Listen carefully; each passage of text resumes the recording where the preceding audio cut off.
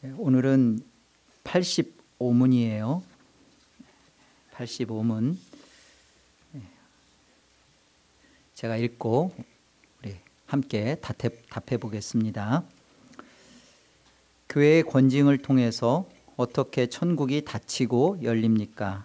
그리스도의 명령에 따라 그리스도인의 이름을 가진 자가 교리나 생활에서 그리스도인답지 않을 경우 먼저 형제로서 거듭 권고할 것입니다.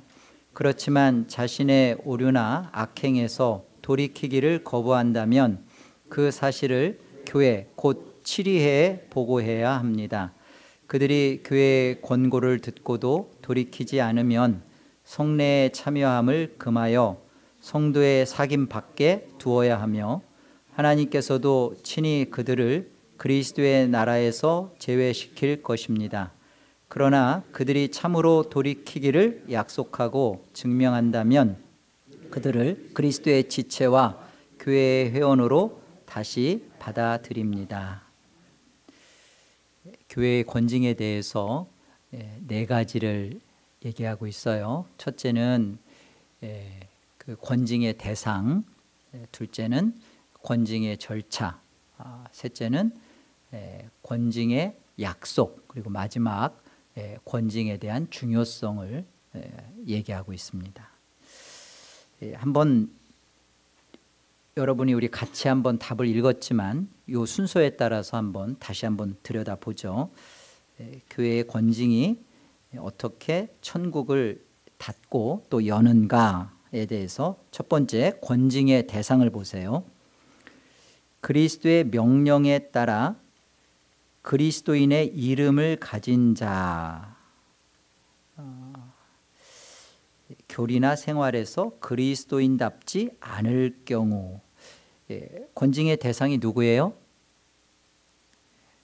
그리스도의 이름을 가진 그 그리스도인입니다.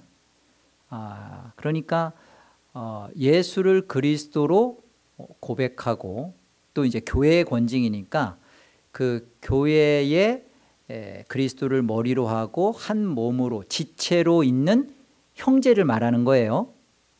여러분, 권징은요 받을 실력이 없는 사람한테는 절대 권징 못해요.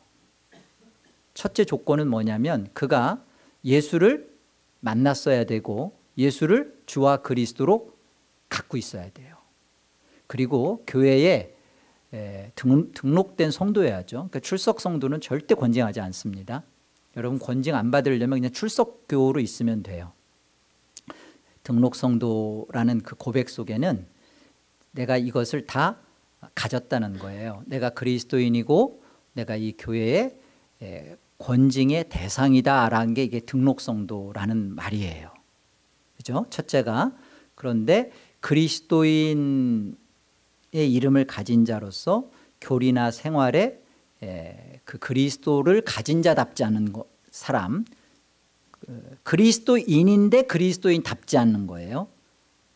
교리나 생활에 있어서. 첫 번째 권징의 대상. 두 번째 권징의 절차를 한번 보세요. 먼저 형제로서 거듭 권고를 합니다. 권면하는 거죠. 그렇지만 자신의 오류나 악행에서 돌이키기를 거부한다면 그 다음은 어떻게 해요? 그 사실을 교회. 그런데 이 교회를 무엇이라고 가르쳐주고 있어요? 교회를 곧 치리회라고 말하죠. 치리회라는 것은 당회를 말합니다. 가르치는 장로와 다스리는 장로로 구성되어 있는 당회를 치리회라 그러는 거예요. 여러분, 주님께서 이 권징 천국의 열쇠를 교회에 맡겼어요. 교회인 우리가 이 천국의 열쇠를 맡았습니다. 예수를 주와 그리스도로 고백한 교회인 우리가 천국 열쇠를 갖고 있어요. 그런데 이 천국 열쇠를 실제로 그 권세를 행하는 그 주체적 존재는 어디냐면 치리회예요. 왜냐? 여러분들이 그렇게 가르치는 장로를 청빙할 때와 그리고 다스리는 장로를 세울 때 여러분들이 주님의 권위를 주께서 이쪽에다 두셨고 우리는 그의 가르침을 받고 다스림을 받겠다고 여러분이 약속하고 받았기 때문에 그래요. 굉장히 이 권징의 실질적인 그 행사하는 곳, 이 실제로 그것을 권징을 다루고 그 일을 진행해 가는 게 7위회입니다. 그래서 7위회 당회에 보고를 해야 하는 거예요. 자, 그들이 이제 교회의 권고를 듣고도 돌이키지 않으면 이때 이제 교회는 전체 우리 교인 총회며 교회가 해당되겠죠. 그 교회의 대표가 당회고 7위회니까 그 권고를 마지막으로 듣지 않고 그러면 이제 어떻게 되냐면 일단은 여러 절차가 있어요. 앞선 절차들이 있지만 이제 마지막 순서에 가서는 성례의 수찬을 참여시키지 않습니다. 금하여서 성도의 사귐 바깥으로 밖에 둔다는 것은 성도와의 교제와 사귐을 단절시킨다는 거예요. 그것을 단절시키고 그 다음 보세요. 하나님께서 친히 그들을 그리스도의 나라에서 제외시킬 것입니다. 그러나 그들이 그 권징을 하고 그 출교를 당한 그들이 참으로 돌이키기를 약속하고 증명한다면 그 회개에 합당한 열매를 맺는다면 그들을 그리스도의 지체와 교회의 회원으로 다시 받아들여야 되는 거예요. 자, 오늘 이 문제를 성경 말씀을 통해서 우리가 조금 더 구체적으로 살펴볼 겁니다. 먼저 마태복음 18장 하나님 말씀 가보죠. 18장 우리 15절로 18절 말씀까지 같이 한번 합독하겠습니다. 찾으셨어요? 마태복음 18장 신약 30페이지네요. 15절로 18절 함께요. 내 형제가 죄를 범하거든 가서 너와 그 사람과만 상대하여 권고하라. 만일 들으면 내가 내 형제를 얻는 것이요 만일 듣지 않거든 한두 사람을 데리고 가서 두세 증인의 입으로 말마다 확증하게 하라.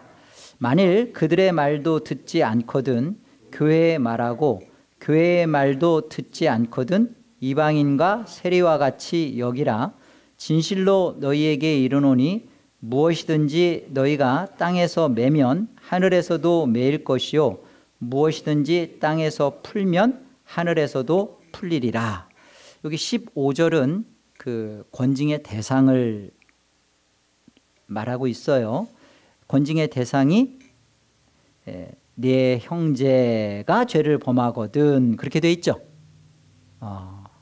그러니까 그 권징은 그리스도와 한몸된 교회, 그의 지체예요. 지역교회, 이런 지역교회 안에서 우리는 에덴 개혁 장로교회로서 지금 지역교회로 있는 거예요. 가시적인 지역교회로 있어요.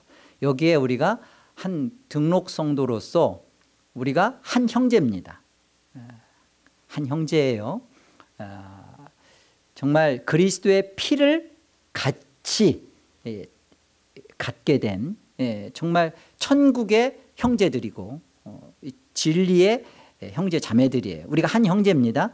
그 한 형제가 죄를 범하거든 이 권징의 대상이에요. 자, 그런데 보시면 우리 그 하이델베르그에서 여러분 읽었던 거 기억나는지 모르겠어요. 그리스도의 명령에 따라 그리스도인이라는 이름을 가진 자가 무엇과 무엇에서 그 그리스도인답지 않을 경우라고 돼 있었죠? 첫 번째 뭐였어요? 예, 여러분 그 첫 번째가 하이델베르크에서 지금 그 형제로서 권징의 대상으로 삼고 있는 죄를 얘기할 때, 죄를 범하거든 할 때 그 죄를 첫 번째로 이렇게 첫 번째와 두 번째를 지금 얘기하는데 첫 번째는 뭐냐면 교리예요. 우리는 권징 그러면 저 사람이 간음을 했네, 사기를 쳤네, 저 사람이 그 교회에서 주먹 다짐을 하고 교회에서 막 돈 거래를 하네, 이런 도덕적인 문제를 가지고 교회는 권징을 해야 되는구나 이렇게 생각을 해요. 근데 이것보다 먼저 우리가 이제 이 도덕적인 문제보다 앞서 생각해야 하고 먼저 중요하게 다뤄야 될 게 뭐냐면 그릇된 교리의 문제예요. 잘못된 그 가르침을 이렇게 전파하는 거예요. 이 잘못된 가르침이 들어오면 정말 전체적으로 이것이 그냥 누룩처럼 됩니다. 그리고 그것이 마치 그 진리인 양, 그래서 다른 예수, 다른 복음, 다른 진리가 돼버리잖아요. 이게 이 교리의 문제가 첫 번째 심상하게 생각해야 할 권징의 사유예요. 특별하게 이제 뭐 여러 가지 교리들이 있지만 특별히 지금 현재 우리 이민교회에서 또 지금 우리를 살고 있는 지금의 시점에서 교회 안에 이렇게 여러 모습으로 뭐 신천지라든지 뭐 여호와 증인이라든지 여러 거짓된 교리들이 들어오고 있지만 실질적으로 성도들의 신앙 속에서 가장 아리까리하고 헷갈려하는 것이 여전히 구원파적인 교리예요. 구원파적인 교리가 여러분 그 뭐 박옥수 죄사함의 비밀 뭐 이런 것에 대한 책들을 여러분 보지만 거기서 자꾸 십자가를 얘기하고 있기 때문에 대체 이게 뭐가 잘못됐지 여러분 잘 파악을 못할 거예요. 근데 제가 계속 그 이단 칼럼을 올리면서 그 구원파에 대해서 6번을 다뤘어요. 거기 여러분이 다시 한번 들여다보면 이래서 구원파는 문제가 있구나, 잘못된 교리구나, 지금의 내 신앙과 뭐가 이게 지금 내가 잘못 생각하면 우리는 구원파 쪽으로 신앙이 쑥 들어가 버린단 말이죠. 구원파 신앙의 문제점은 드러나는 것은 구원을 얻었는데 내가 회개해서 구원받았는데 뭘 또 자꾸 회개를 해야 되느냐. 얼핏 보면 그 칼빈주의 신앙의 성도의 견인을 붙잡고 있는 것처럼 아주 믿음 좋은 그런 것처럼 드러나요. 한 번 하나님이 구원한 하나님의 백성은 끝까지 하나님이 지키고 책임지고 간다 그렇게 보여요. 그런데 뭐가 문제죠? 왜 이런 답은 맞는 것 같지만 왜 그 신앙이 문제죠? 믿음의 목적이요, 자기 구원에 있어요. 믿음의 목적은 뭐죠? 하나님의 은혜의 영광을 찬미하는 거예요. 그래서 내가 회개하고 구원받았다. 그렇기 때문에 나는 더 이상 내가 받은 구원에 대해서 내가 뭘 자꾸 회개해야 되냐는 거예요. 목적이 뭐예요? 회개한 이유가 뭐예요? 자기 구원이에요. 자기 구원. 구원의 진짜 목적은 우리가 하나님의 영광과 은혜를 찬미하며 그 속에 들어가서 있는 거예요. 거룩한 것이 우리가 구원받은 이유고 목적이고 나아간 길이거든요. 그래서 우리가 회개를 한다는 것은 이 하나님의 은혜의 영광의 찬미에 목이 마르고 그걸 알기 때문에 하는 거거든요. 이게 구원받은 삶이에요. 구원받은 증거예요. 그런데 구원받았는데 왜 회개해야 되느냐는 거예요. 그것은 죄사함을, 회개를 구원의 하나의 도구와 용도로밖에 안 보는 거예요. 우리가 왜 죄사함 받았죠? 천국 가기 위해서. 그 천국은 왜 가는 거예요? 여기서 구원파 신앙은 더 이상 나가지를 못하는 거예요. 선악과 명령에다만 딱 갖다 놓고 더 이상 율법을 사랑하고 하나님을 사랑하며 거룩과 진리로 나가는 것을 하지 않습니다. 진성한 성도의 양육과 하나님 앞에서의 자라남의 문제를 막아버려요. 이게 구원파의 문제예요. 드러나는 것은 성도의 견인, 구원의 확신, 자꾸 회개하라고 하는 것은 우리의 구원의 확신을 흔드는 겁니다. 이렇게 얘기한다. 그 구원의 확신은 내 쪽에 있는 거 아니에요. 내가 회개했기 때문에 구원받는 거 아니에요. 여러분이 회개해서 구원받았습니까?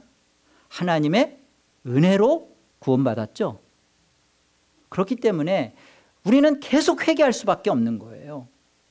구원받기 위해서 회개하는 게 아니라 구원받았기 때문에 회개하는 거예요. 또한 교회 속에서 물론 이제 무율법주의나 율법주의 여러 가지 이렇게 문제들이 있지만 현대인들의 그 교회 신앙 속에서 보면요, 무조직 교회가 심각한 문제예요. 인터넷으로 좋은 설교 듣습니다. 이게 인터넷으로 설교 듣고 하는 게 이게 여러분들이 인터넷으로 설교 듣고 그럴 때요, 반드시 당회한테 내가 어떤 메시지, 어떤 목사님 말씀을 지금 듣고 싶은데 한번 검증해 주십시오. 반드시 거치셔야 돼요. 다 좋은 게 아닙니다.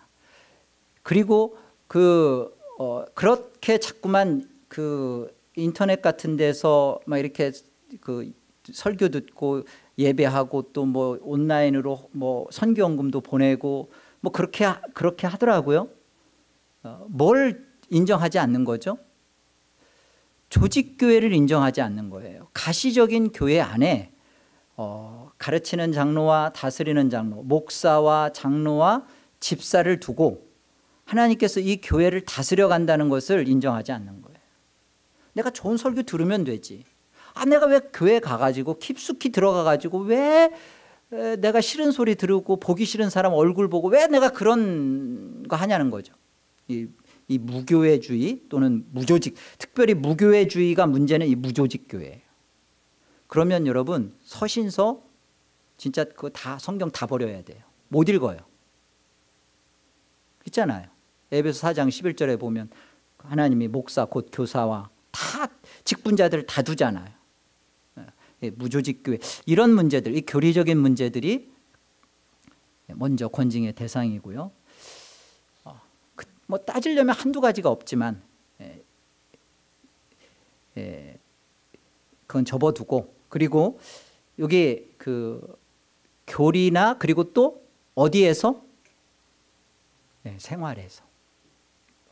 생활은요, 교인으로서의 의무와 가정으로서의 가정생활에서의 의무와 또 신자 성도로서의 의무, 이렇게 세 가지를 생각해 볼 수 있어요. 여러분 생활에 있어서 교인의 의무에 있어서 권징의 사유가 되는 죄는 뭘까요?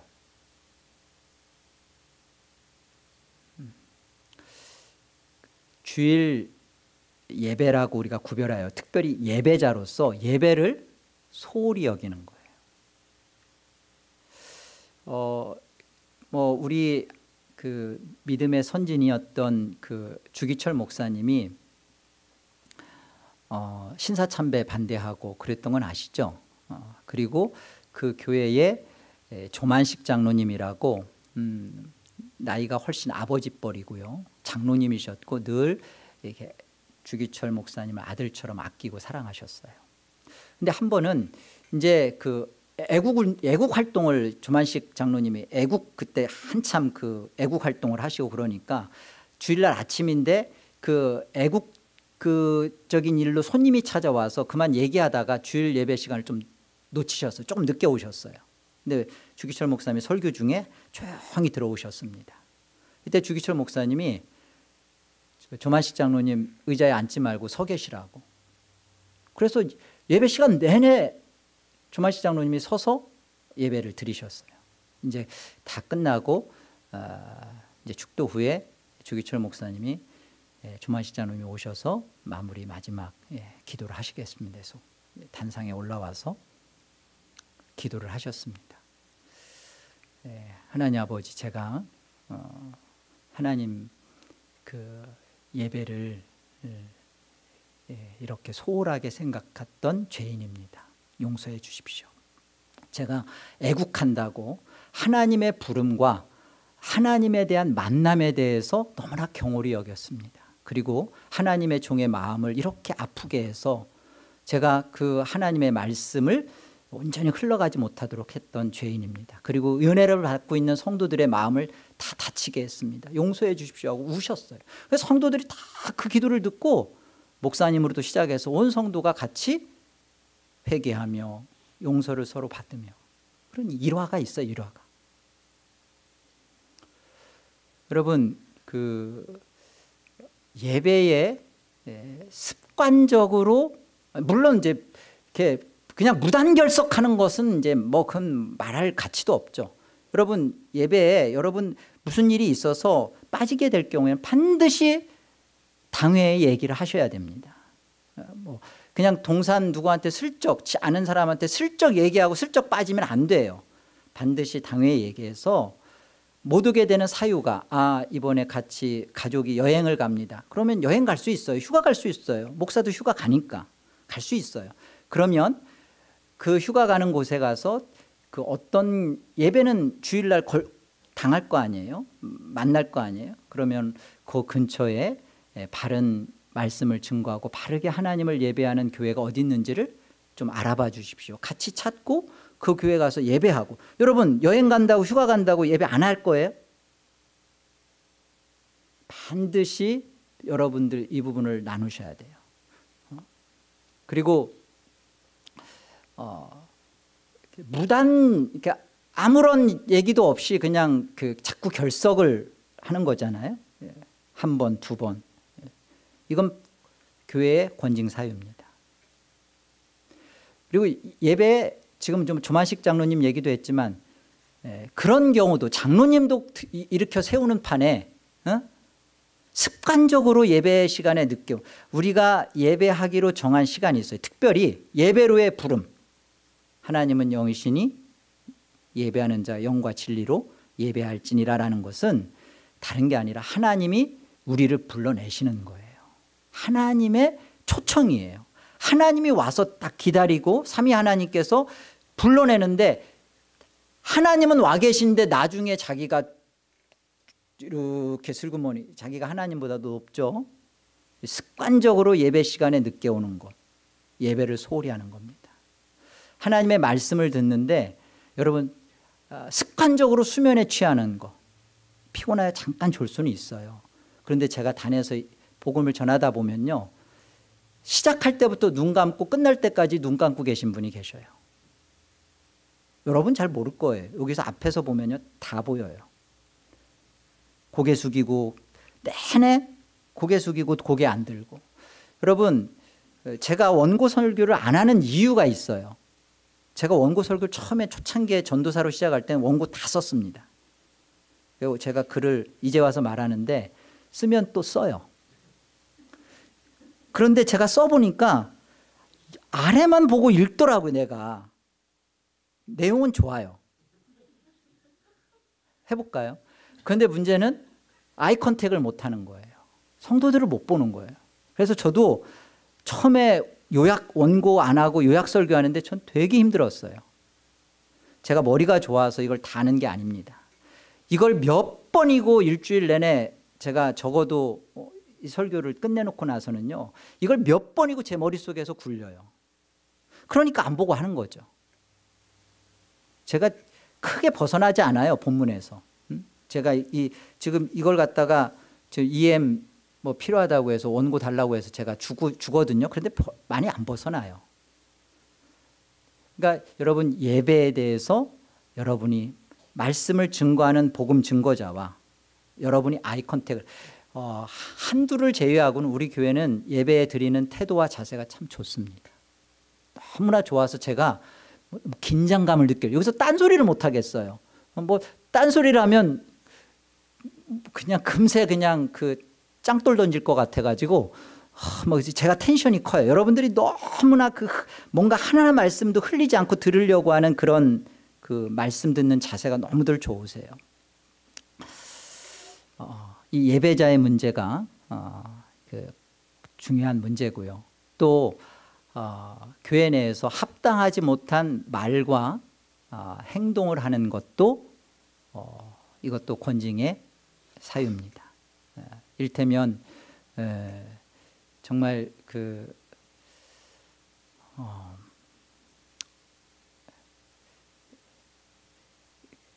교회의 직분자들의 권위를 인정하지 않는 것.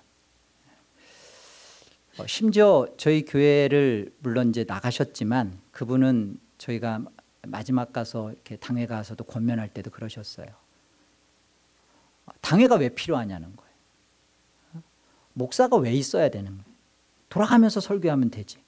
여러분, 이렇게 생각하고 있는 분과 우리 교회는 같이 갈 수가 없습니다. 그런 분도 끌어안고 사랑해야 된다고 말하면 그 사람도 권징해야 돼요. 같이 갈 수 없어요. 교회를 자꾸만 이렇게 어떤 이유가 있어도 교회를 어지럽히고 분열시키려고 하는, 그러니까 어떤 그 부족함 때문에 순간 이렇게 욱하고 일어나고 그럴 수 있어요. 우리가 다 감정이 있으니까 그럴 수 있어요. 그렇지만 아주 지속적이고도 계획적으로 내가 이렇게 한 당을 이루고 이렇게 사람들 사이를 나누고 이간질하고 요런 모습은요 반드시 치리해야 되는 겁니다. 내버려 두면 안 되는 문제예요. 지금 당장 하겠다는 게 아니라 그렇게 해야 된다는 얘기를 하는 거예요. 가정의 의무는 여러분 자녀를 양육해야 되는데 그 자녀에 대한 양육을 제대로 하지 않는 것도 권징사유입니다. 부모를 공경하지 않는 것도 권징사유입니다. 성경에 있어요. 다. 내 자녀를 노엽게 하지 말라. 주의 말씀과 교훈과 훈계로 양육하라. 내 부모를 공경하라. 여러분, 이것은 우리가 해도 되고 안 해도 되고 하는 문제가 아니라 그 사람이 그가 직분을 가졌든 뭘 했든지 간에 그 속에 부모에 대해서 늘 그 마음 깊은 곳에서 사랑하고 공경하는 마음이 없이 뱉어내는 말들, 행동들 보게 되면 반드시 치료에는 불러서 그를 권하고 꾸짖어야 됩니다. 그렇게 하지 않도록 가르쳐야 돼요. 자녀 교육도 마찬가지고요. 지속적으로 이 자녀는 교회 기관한테 맡겨놓고 냅싸두는 거 아니에요. 내가 신앙 바르게 하면 하나님은 내 자녀 잘 키우겠지. 아니에요. 반드시 정말 일주일에 한두 번은 이 자녀에게 여러분들 바른 교리를 가르쳐야 되고 하나님 말씀을 읽어줘야 되고 끌어안고 기도해줘야 돼요. 이거 안 하면 불러다가 치리해야 되는 거예요. 심지어 청교도의 치리 사유를 보면요, 특별한 정당한 사유 없이 유아 세례를 하지 않는 것도 권징했어요. 그러니까 여러분 잘 아셔야 돼요. 부당한 성경적이지 않은 이혼 그리고 성경적이지 않는 재혼, 이것도 권징사유입니다. 우리는 하여튼 한국에서 그냥 딱 한번 끊고 와서 그런지 여기서 이혼하고 또 만나고 하는 것을 너무 쉽게 생각하고 교회에서도 이혼 문제 재혼 문제는 말도 못하고 떠날까 봐. 그거 아니에요. 정당한 이혼 아니면 그럼 반드시, 세상은 지금 간음도 죄라고 하지 않고, 그죠? 간통 죄라고 안 해요. 그런데 이혼도 그거 죄라고 안 하는 판이죠. 교회도 그래서는 안 되네. 교회는 안 그렇습니다. 신자의 의무 속에는요, 여러분 사치가 권징사유예요. 사치는 뭐죠? 그러니까 나를 이렇게 드러내기 위해서 사실 필요 없는데 사는 거예요. 옷이 넉넉해요. 옷이 계속 있어요. 근데 또 사요.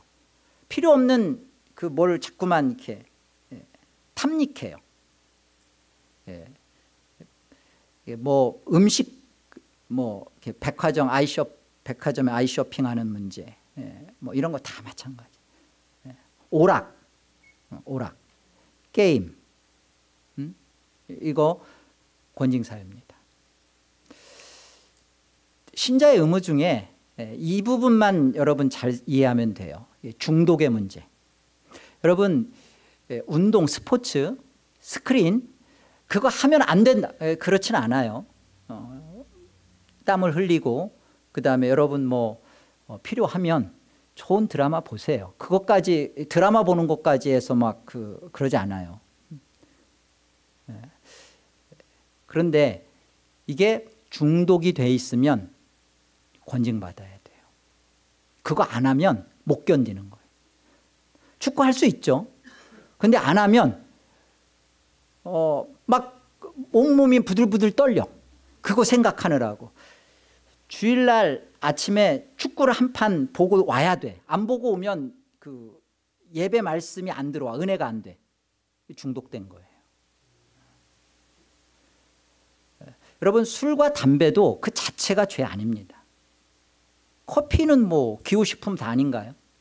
근데 그것이 내가 하나님을 예배하는 데 있어서 그것이 막 나를 말씀을 뺏어가고 기도하는 데도 막구만 그 뻐끔뻐끔 생각나고 그 술이 땡기고 그건 권징받아야죠. 그렇죠? 중독돼 있는 거 그 부분을 말하는 거예요. 한도 끝도 없어요. 이렇게 크게만 다루겠습니다. 권징의 두 번째 절차를 볼게요. 마태복음 18장 우리 15절 다시 보세요. 권징의 절차입니다.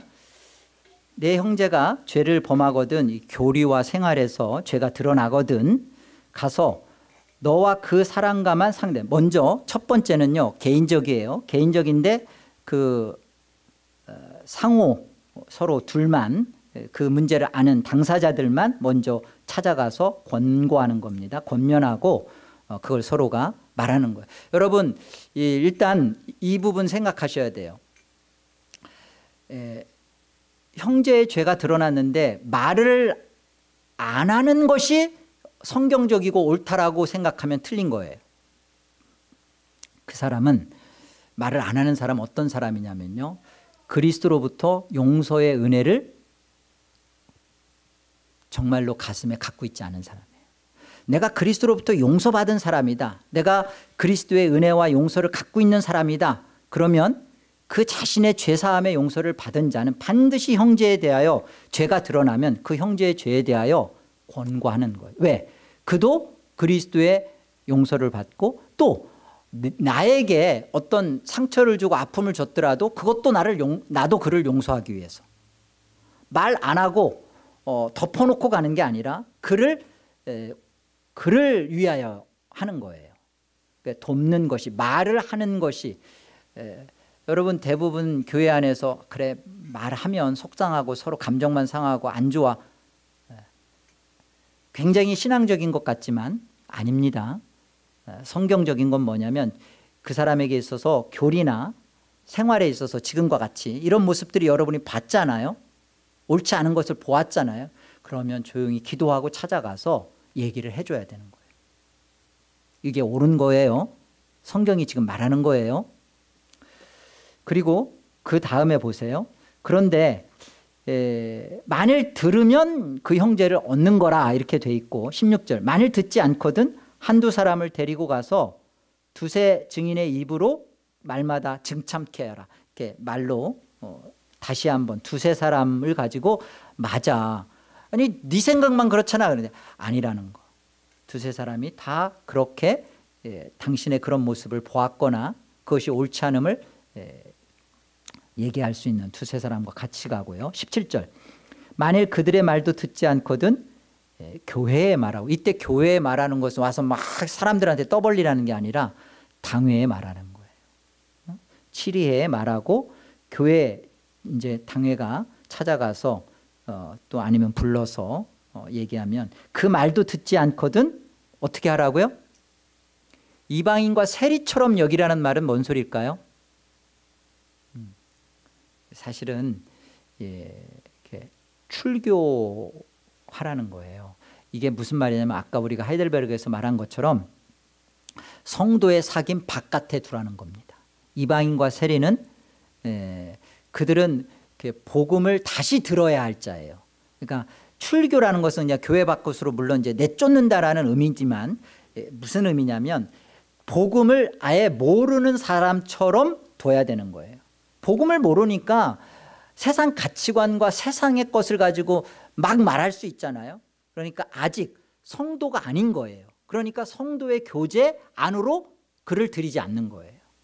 이를테면 우리 동산 모임이라든지 소그룹 모임이라든지 그다음에 우리 뭐 이제 자체적인 어떤 성경 공부라든지 뭐 이런 그 우리의 성도들의 교제 속에 들어오지 못하도록 일단 두는 겁니다. 그리고 이것에서 다시 그가 정말 그 하나님 말씀 가운데서도 회개하지 않고 복음을 가르쳐 주는데도 복음으로 들어오지 않고 그러면 결국은 이제 수찬을 금지시키고 이런 과정들을 밟아 나가서 사실 이제 교회 바깥으로 나가도록 하는 거죠.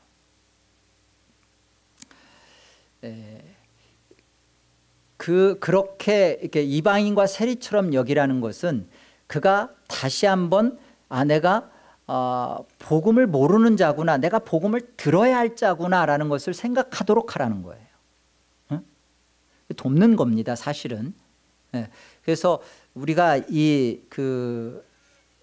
부분을 잘 성경이 뭐라고 말하는지를 한번 살펴보죠. 데살로니가 후서 한번 가보세요. 데살로니가 후서 3장 6절 보겠습니다. 신약 335페이지 6절. 형제들아, 우리 주 예수 그리스도의 이름으로 너희를 명하노니 게으르게 행하고 우리에게서 받은 전통대로 행하지 아니하는 모든 형제에게서 떠나라. 게으름 가운데 있고 그 다음에 바른 그 가르침, 성경적 가르침에서 그렇게 따르지 않는 형제에게서 떠나라 그럽니다. 11절. 우리가 들은즉 너희 가운데 게으르게 행하여 도무지 일하지 아니하고 일을 만들기만 하는 자들이 있다니. 일은 하지 않고 일만 만든다는 소리가 뭔 소리예요? 이렇게 돌아다니면서 문제만 일으킨다는 거예요. 문제만 일으켜. 자, 14절과 15절 같이 읽습니다. 시작. 누가 이 편지에 한 우리 말을 순종하지 아니하거든 그 사람을 지목하여 사귀지 말고 그로 하여금 부끄럽게 하라. 그러나 원수와 같이 생각하지 말고 형제같이 권면하라. 자, 보세요. 그 교리나 삶에 있어서 죄가 이렇게 드러났을 때, 자, 보세요. 그가 순종하지 않아요. 돌이켜 회개하지 않아요. 그러면 그 사람을 지목하여서 사귀지 말라 그래요. 이게 성경이 가르치는 바입니다. 그 사람으로 하여금 그걸 부끄럽게 여기도록 해줘야 되는 거예요. 우리가 그 교회가 권징을 하는데 이걸 이제 그 교회가 전체적으로 이제 어느 적법한 절차를 거쳐서 그 사람을 권징을 했어요. 근데 권징을 했는데 인간적인 관계 때문에 계속 그 성도와 교제를 하고 사귀는 것은 성경적이지 않은 거예요. 그러면 권징이 될 수가 없는 거예요. 여러분, 교회가, 여러분 치료회가 이 부분에 대해서 그 형제가 죄에 대해서 드러났고 도왔는데 순종하지 않고 그랬을 때 적법한 절차로 가서 성도의 사귐 바깥으로 두고 어느 순간에 가서 수찬을 금지시키고 그러면 이제 성도의 교제를 단절시킨 거란 말이에요. 그런데 계속 교제해. 불러서 밥 먹고 동산 모임에 뒤쪽에서 불러서 같이 교제 나누고 그 사람 어떤 생각을 갖는 거예요? 이렇게 따뜻하게 나는 그래도 이 성도를 끝까지 하나님의 사랑으로 사랑하고 돕고. 아니요, 그 사람이 회개하고 돌아오는 길을 막고 있는 거예요. 잘 생각하셔야 돼요. 우리가 이렇게 하는 이유는 여기 보니까 그러나 원수와 같이 생각하지 말고 형제같이 권면하라 그랬잖아요. 그러니까 내쫓아 버리기 위해서. 이게 그 권징에 대해서는 정당한 권징이어야 돼요. 정당한. 딱 저 사람이 참 목사나 그 장로들이 볼 때 저 사람 교회 아주 껄끄러운 존재야. 저 사람 내쫓았으면 좋겠어. 해가지고 그 정당한, 여기 원수와 같이 생각하지 말고 정말 형제같이 내 가족처럼 그 정말 피 끓는 마음으로 그를 사랑하는 마음 없이 내쫓는 마음으로 찾아가가지고서 한두 마디 픽 뱉고 너 순종하는 당신 이렇게. 이거는요 정말 죄를 짓는 거예요. 이게 그러면 안 되는 거죠. 그건 정당한 권징이 아니에요. 권징은 그렇게 쓰는 거 아니에요. 권징은 절대 그런 거 아닙니다. 그렇기 때문에 교회가 적법하게 정당하게 권징을 했을 때는 온 성도가 이 일에 대해서 가슴 아파하며 뜨겁게 그 형제를 권면하고 사랑하는데 받지 않고 그러면 딱 성도 바깥으로 뒀을 때는 온 성도가 단절을 해야 돼요. 그리고 그를 부끄럽게 여겨야 됩니다. 이 문제는요, 여러분, 교회의 가르침을, 교회 안에서 가르치는 진리에 대해서 반대하고 떠난 그 사람, 뭐 다른 교회를 갔든 아니면 뭐 교회를 안 갔든 그런 사람과 여러분 찾아가서 계속 만나고 교제, 이 문제도 같은 문제예요. 여러분 굉장히 오해의 소지가 들릴 수 있어요. 근데 왜 그러냐면 잘 생각해 보세요. 교회의 가르침, 교회에 무슨 당회가 필요하냐, 그냥 운영위원으로 하지. 여러분 우리 교회는 장로교회입니다. 장로교회인데 당회 없이 운영회로 하자라는 것은 교회가 같이 갈 수 없는 문제예요. 그런데 그 사람을 자꾸 찾아가서 자꾸 얘기하고 교제하고 하면 과연 그로부터 어떤 얘기가 들을까요? 나는 과연 그 사람으로부터 어떤 영향을 받을까요? 한 번은 정말 우리 뭐 알고 있는 분은 알겠지만 정말 성찬하는 데 있어서 그 성찬을 목사가 옳지 못하고 그 200명이 성찬 받는 사람들이 자기가 볼 때는 다 받을 만한 자격이 없어서 가서 성찬을 엎었대요. 이 문제를 가지고 회개하도록 잘못하신 겁니다. 그것에 대해서 받지 않고 그것에 대해서 그 자신이 인정받지 못하는 것에 대해서 계속 불의함을 얘기하고 그리고서는 떠나셨어요. 여러분 어떻게 생각하세요? 불쌍하게 생각하고 막 그 만나주고 들어주고 그렇게 옳은 건가요? 회개하고 돌아오면 우리는 정말로 환영하고 뜨겁게 안아주고요. 받아야 되는 겁니다. 그런데요, 그 문제를 회개하지 않으면 이 율법적인 자신의 문제에 갇혀서 그 다음 하나님 앞에서 모든 게 다 율법이에요. 넘어서지 못해요. 정말 부끄럽게 생각하셔야 돼요. 정말로 하나님 앞에서 자기가 아무리 정당하고 옳아도 목사가 성찬을 할 만한 자격이 된다 안 된다. 여러분 심지어 우리는 카톨릭에서 영세받은 것도 받아들이고 그죠? 그렇잖아요. 왜? 성부와 성자와 성령의 이름으로 성찬이 이루어졌고 세례가 이루어졌기 때문에 그렇게 받는단 말이에요. 그런데 어떻게 그러냐고요. 그러니까 그 하나님이 그 집례자 목사를 통하여서 성찬을 베푸는 것과 또 목사를 통해서 사람의 말일지라도 하나님의 복음을 증거하는 하나님의 말씀으로 선포되는 것에 대해서 받지 않아요. 그냥 다 인간의 말로 받죠. 그런데 대체 그 사람 속에 어떤 하나님의 나라가 일어나겠어요? 어떤 복음의 역사가, 성령의 역사가 있겠어요? 여러분 그런 분들과 교제를 우리가 계속 이루어가는 것은 그것은 오늘 이렇게 얘기한 것처럼 성경이 말하는 것처럼 옳지 않습니다. 요한 2서 한번 가볼까요? 요한 2서 신약 몇 페이지냐? 394페이지입니다. 요한 2서 한 장이니까요. 우리 9절부터 11절 같이 한번 합독할까요? 9절로 11절 시작. 지나쳐 그리스도의 교훈 안에 거하지 아니하는 자는 다 하나님을 모시지 못하되 교훈 안에 거하는 그 사람은 아버지와 아들을 모시느니라. 누구든지 이 교훈을 가지지 않고 너희에게서 나아가거든 그를 집에 들이지도 말고 인사도 하지 말라. 그에게 인사하는 자는 그 악한 일에 참여하는 자임이라. 여러분 이 사실을 잘 기억하시기를 바랍니다. 딱 반했는데 8시 반이네요. 이 권징의 약속과 권징의 중요성은 다음 시간에 하도록 하겠습니다. 이거 다 하려면 30분을 제가 또 해야 돼요. 죄송합니다. 오늘은 여기까지 하고요.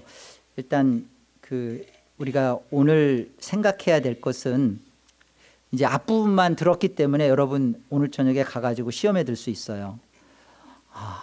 참 다 권징받는구나. 그리고 이 교회는 다 내쫓는 교회구나. 그리고 나는 이제 저 뭐 다 그런데 이제 다음 시간까지 듣고 시험에 들더라도 시험에 드세요.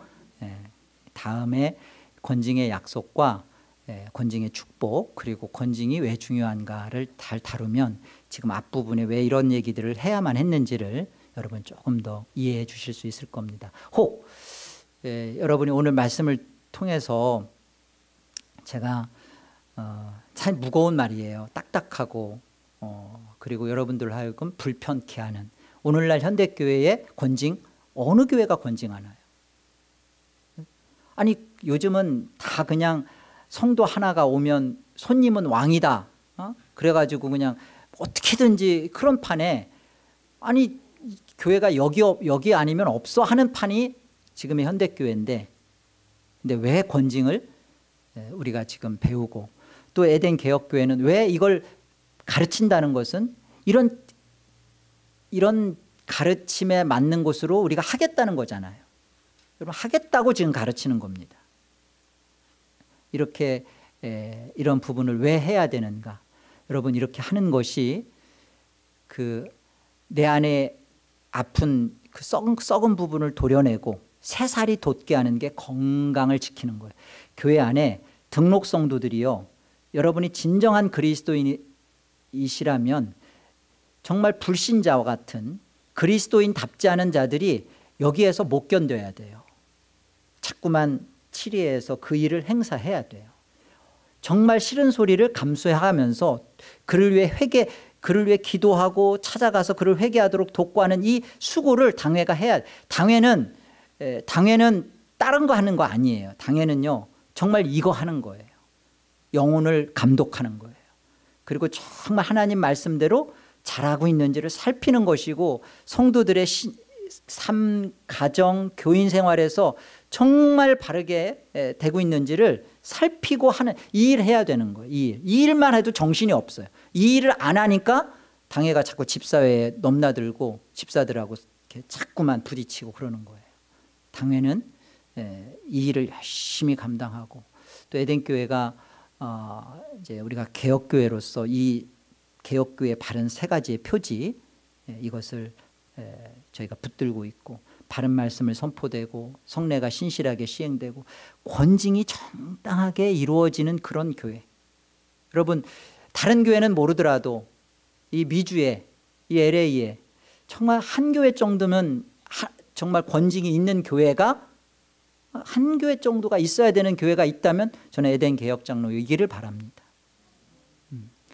정말 다른 사람들이 볼 때, 다른 교회가 볼 때 저 교회 미쳤네, 저게 저러다 망하려고, 망하죠 뭐.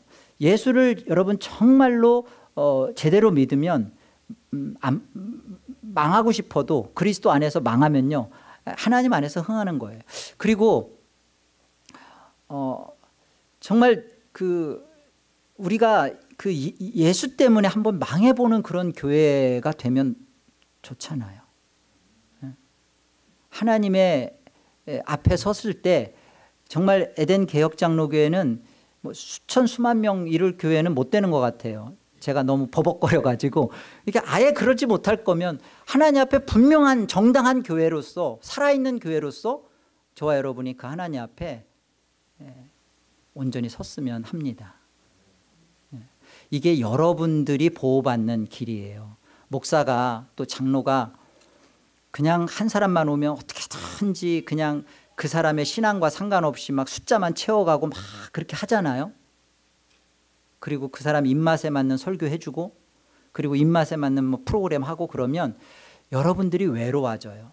그리고 여러분들이 정말 예수를 제대로 믿고 싶은 사람들이 이 교회에 떠날 수밖에 없어요. 어떤 사람이 이 교회의 주인이 되고 최후 승리자가 되고 이 교회를 섬기는 자가 되고 세워가는 자가 되는지 우리 스스로가 우리를 보호하고 지켜야 됩니다. 서로가 이 약속을 잘 기억하시고 다음 시간에 이 두 가지도 마저 듣고 시험에 드시기를 부탁합니다. 기도하겠습니다. 하나님 아버지, 은혜를 감사합니다. 우리 에덴 개혁장로교회를 이 플러턴 지역에 하나님께서 세워주시고 하나님의 영광과 하나님의 이름과 그리스도의 명예 때문에 그 좁은 문, 좁은 길 가는 것을 즐거워하는 교회 되게 해주셔서 감사합니다.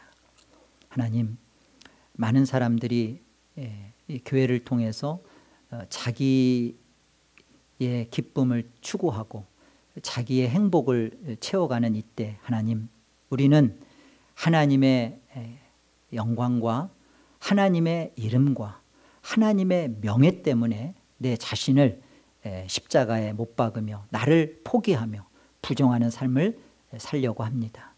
하나님, 과연 우리가 죽고 나서 하나님 앞에 내 영혼이 섰을 때 과연 우리가 어떤 존재로 하나님 앞에 받아들여질지 이 부분을 늘 기억하며 오늘의 신앙을 해가는 우리 교회 되게 주옵소서.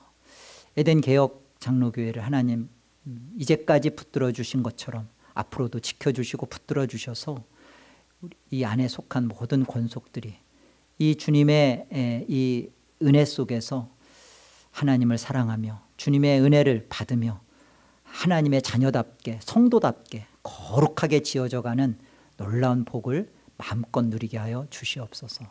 감사하고 예수의 이름으로 기도 올립니다. 아멘.